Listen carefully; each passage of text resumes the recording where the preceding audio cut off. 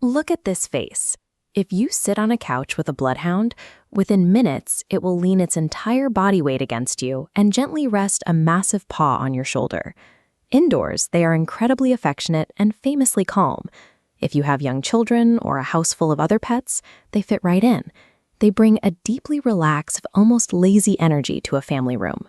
Their physical appearance matches that personality perfectly. With those heavy forehead wrinkles, heavily drooping cheeks, and sad, soulful eyes, they look permanently exhausted. Going entirely by how they act inside, you would reasonably assume this is one of the easiest, most docile dogs you could possibly own. But this chart shows a very different story. We're looking at breed scoring metrics, and while the Bloodhound maxes out on family affection, its trainability drops down to a dismal 2 out of 5.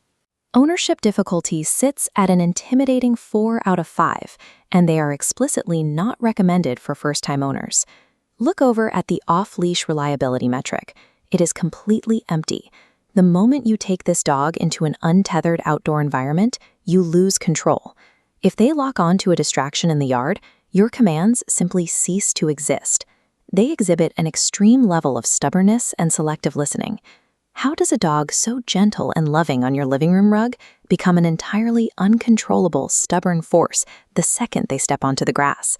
Here is a comparative scale mapping olfactory capacity. The human baseline sits down here, but when we map the Bloodhound's nose, the volume of scent receptors shoots up by the millions. The answer to their outdoor behavior is written directly into their biology. Even those famously lazy features serve a mechanical purpose. Those incredibly long ears act like brooms. As the dog walks with its head down, the ears sweep through the grass, kicking microscopic scent particles directly up into that massive nose. This hardware is so powerful that they can pick up and follow a continuous trail that is several days old. A Bloodhound experiences its environment almost entirely through smell. Vision and hearing are secondary. Humans recognized this biological advantage early on.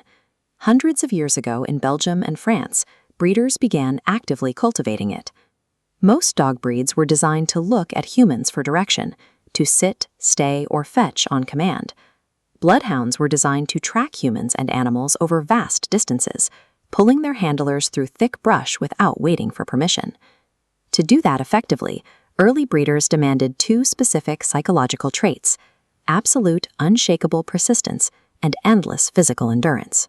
That exact genetic programming is why they are still employed today by police departments and search and rescue teams to track missing persons or fleeing suspects. When a Bloodhound ignores a command to track a scent, that ancient, specialized instinct has simply taken priority over obedience. Owning a Bloodhound involves managing a highly specialized tracking engine rather than a conventional pet. You have to manage the physical realities of the breed. Despite having a short coat that requires very little grooming, they drool heavily and carry a very distinct, unavoidable hound odor. You also have to implement strict environmental controls to keep them safe. That means tall, deeply secure fencing around your property and keeping them firmly on a leash anytime they are out of the yard.